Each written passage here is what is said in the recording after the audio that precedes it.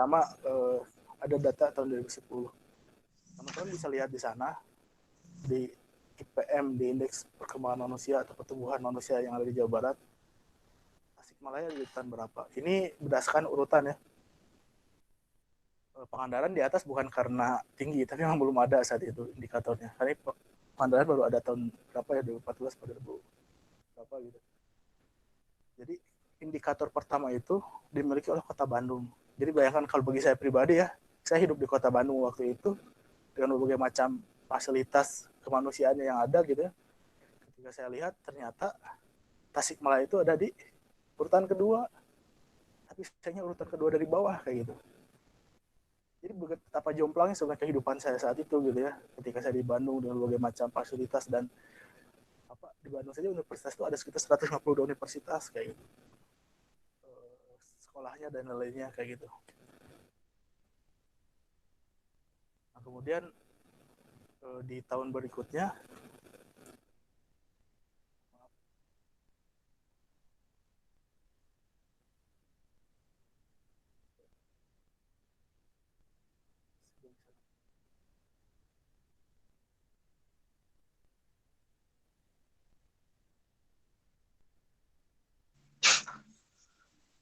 Harus nunggu ini.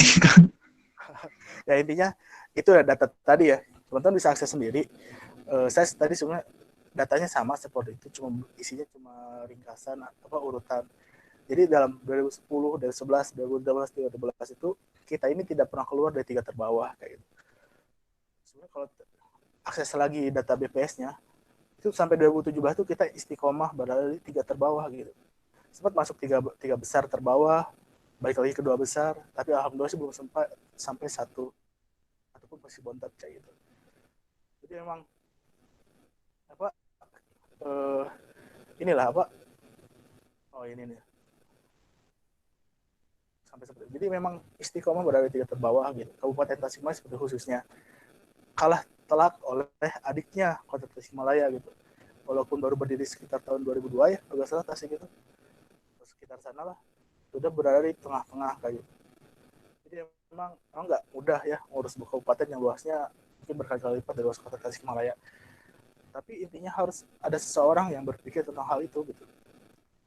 Kita orang Tasik mungkin yang kabupaten khususnya tidak akan merasakan ada perbedaan karena mungkin kita juga seperti itu kalaupun berada di asal daerah kita, nggak keluar rumah gitu. Kita baru melihat ada sesuatu yang nggak beres Tasik itu justru ketika kita menggunakan kacamata wilayah lain kayak gitu. Nah, jadi begitu rendahnya poin kita itu, apa sangat rendah, dua terbawah, tiga besar terus di koma seperti itu. Dan memang inilah yang menjadi apa jawaban atas kekhawatiran kita kenapa misalkan lulusan sekolah kita ini hanya berapa persen yang berani melanjutkan perguruan tinggi gitu. Itu outputnya tuh seperti itu dari data ini kayak gitu. Kenapa banyak yang hanya melanjutkan sampai SD selesai gitu, SMP selesai. Karena saya juga pernah melakukan survei pribadi gitu ya waktu zaman SMA itu ke daerah sekolah di daerah Bugul Alis, kalau ke daerah Bugul Alis itu daerah Ciawi ke atas gitu ya. Ketika melakukan survei itu dari sekelas itu hanya ini survei SD ya, dari sekolah itu mungkin hanya 4-5 orang yang melanjutkan ke SMP itu SD gitu. Saya agak paham gitu, bagaimana cara orang tuanya mengedukasinya atau gimana, atau memang ya lazimnya sekolah mah yang penting sekolah, yang penting bisa baca tulis dan lain.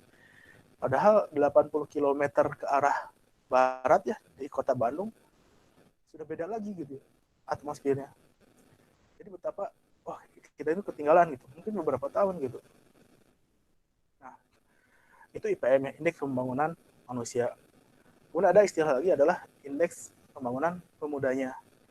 Nah ini similar dengan IMP gitu, apa IPM, cuman lebih dikhususkan dalam mengukur sisi kepemudaannya. Nah, bisa teman-teman baca bahwa IPP itu adalah sebuah tolak ukur atas capaian-capaian kemudian di 5 bidang. Jadi ada 5 bidang yang menjadi indikatornya: pendidikan, kesehatan, kesejahteraan, lapangan kerja, ya, kesempatan kerja, partisipasi dan kepemimpinan, serta gender dan diskriminasi. Ini yang dijadikan acuan untuk mengatur sejauh mana sih wilayah tersebut care terhadap pemudanya.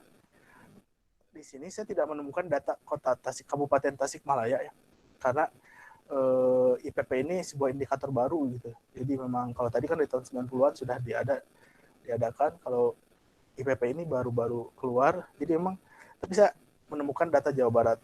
Nah, tadi saya singgung ya bahwa kualifikasi pemuda dalam beberapa versi, kalau menurut undang-undang kita, negara kita tahun 2009 nomor 40, definisi pemuda itu warga Indonesia berusia 15 sampai 30 tahun.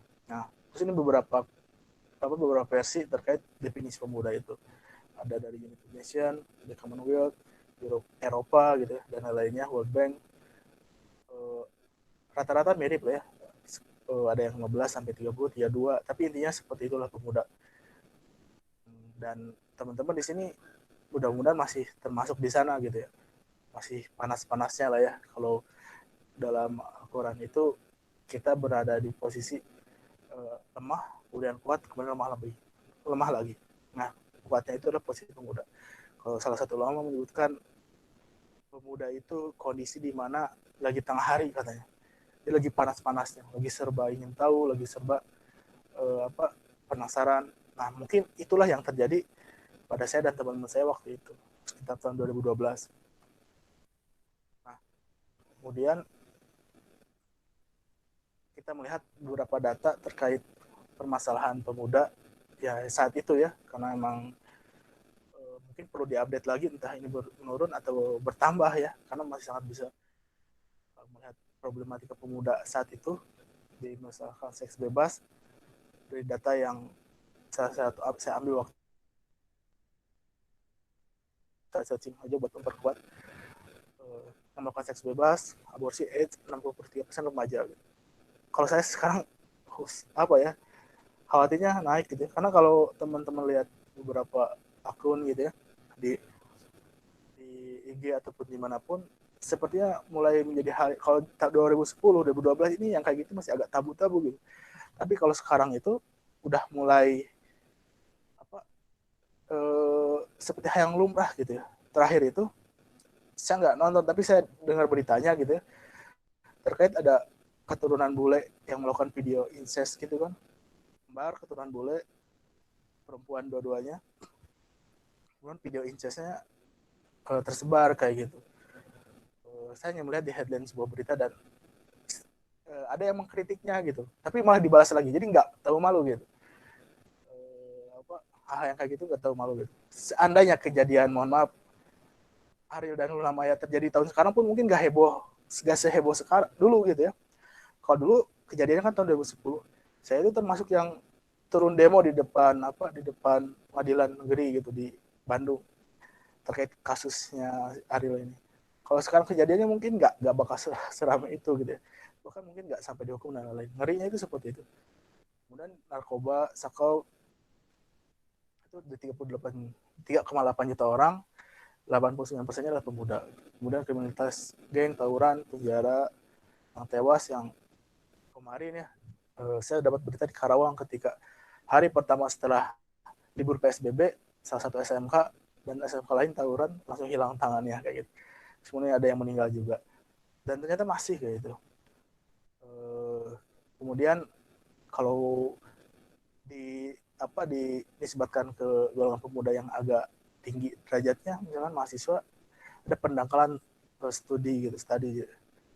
Jadi hanya sebatas kuliah, tidak peduli dengan orang lain, tidak peduli dengan masyarakat lain, yang penting dia sekolah, kuliah pulang kayak gitu. Kondisi seperti itu saat itu tuh. Yang tadi selain di Undang-Undang Nomor 40 tahun 2009 itu menjelaskan terkait definisi pemuda itu siapa aja, ada beberapa sebenarnya layanan yang berhak gitu ya diperoleh oleh setiap pemuda saat itu.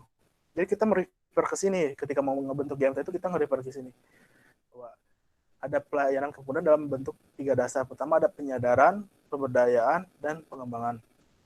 Nah, apa sih penyadaran itu? Nah, ijtihad kita ataupun interpretasi kita terkait penyadaran saat itu adalah bahwasanya memang edukasi gitu. Nah, kayak sekarang misalkan ada kajian demadanian dan lain-lain, itu juga salah satu bentuk edukasi. Tapi yang memang pemuda itu harus disadarkan gitu, terkait orientasi hidupnya. Karena ya topangan bangsa ini ya dipegang oleh mereka gitu. Penyadaran terkait hakikat hidup, terkait edukasi, terkait pentingnya beragama dan lain-lain. Nah, di sini pun tercetuslah kenapa namanya generasi Madani Tasikmalaya gitu. Kenapa enggak apa gitu. Kenapa enggak yang lain misalkan. Nanti saya bahas kenapa generasi Madani Tasikmalaya di bawah ada lagi gitu. Nah, kemudian ada pemberdayaan. Nah, ruang-ruang di Bandung saja ya, ruang pemberdayaan pemuda itu minim gitu saat itu ya. Pemuda itu ya apa mungkin karena apa background pendidikannya yang kurang ataupun apa jaringan yang kurang dan lain-lain, banyak sekali pengangguran terutama khususnya bagi saya gitu. Karena saya itu tinggal di jantungnya kota Bandung lah kayak gitu. Saya tinggal di Cicadas. Cicadas itu kalau teman-teman baca sejarahnya diistilahkan sebagai ada yang bilang daerah 1000 gang karena memang isinya gang-gang semua gitu. Ada yang nyebut istilah 1000 beling gitu. Karena dulunya itu preman-preman kalau bersembunyi di sana aman kayak gitu. Lah inilah kalau teman-teman masuk dari Cicadas itu bisa merasakan sendiri gitu. Banyak sekali pengangguran pemuda gitu. Jadi potensinya harus terberdayakan, tersalurkan dengan baik. Ini malah kurang pemberdayaan. Pertanyaannya itu kota Bandung gitu yang IPM-nya tertinggi di Jawa Barat. Kabupaten Tasikmalaya yang berada di 3 terbawah itu seperti apa gitu. Pernah nggak teman-teman nih yang misalkan sekarang alhamdulillah nih masuk misalkan kuliah dan lain-lain, pernah nggak ingat teman SD, teman SMP, pernah nggak kepoin IG-nya gitu, kepoin Facebook-nya, kira-kira kehidupannya seperti apa gitu, apakah baik atau enggak gitu. Kalau baik alhamdulillah, tapi kalau saya pribadi ya teman-teman SD itu ya inilah gitu ya, kurang beruntung gitu. Banyak yang memang ya tidak melanjutkan pendidikan, sudah seperti apa, bahkan mohon maaf beberapa teman saya itu yang perempuan sudah ada beberapa yang sudah menjadi pekerja seks komersil kayak gitu.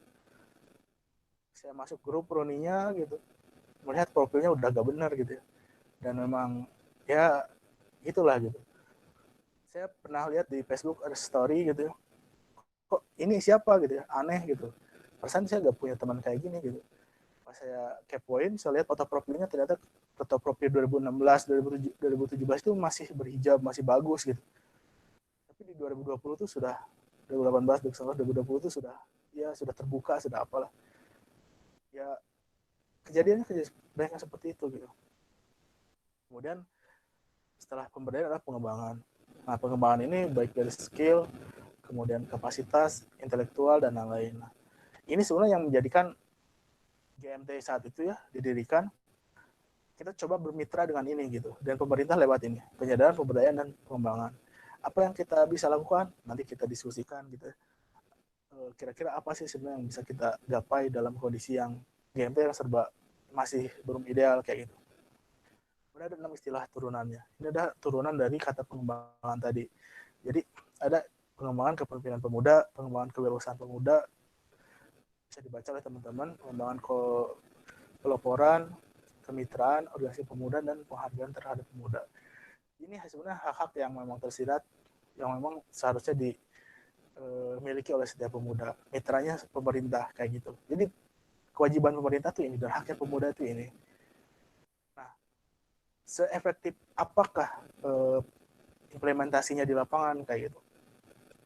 Kalau melihat pada kenyataannya masih banyak sekali gitu pemuda-pemuda yang memang masih dalam kondisi yang mengkhawatirkan kayak gitu. Nah, ini beberapa indikator, penjelasan indikator yang tadi ya, teman-teman bisa lihat indikator pendidikan dan lain-lainnya kayak itu. Ini nanti bisa teman minta aja materinya di panitia. Yang jelas memang inilah yang merumuskan IPP tadi. Beritanya adalah ya, ketika misalkan tadi kan kita lihat Tasikmalaya berada di 3 terbawah dari segi IPP di Jawa Barat.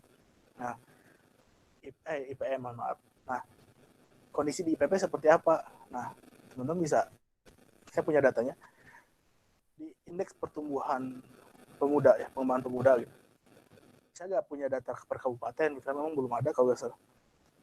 Tapi kalau di Indonesia teman-teman bisa lihat Jawa Barat ada di posisi berapa, ada posisi 4 terbawah ya, posisi 4 tapi terbawah kayak gitu. Skornya cuma berapa itu, sangat cukup rendah lah ya, ini udah 4 terbawah. Nah, ini kenapa sih, artinya apa gitu, mungkin nanya emang apa sih nunjukin data ini gitu. Nah, teman-teman nanti bisa dilihat di slide berikutnya.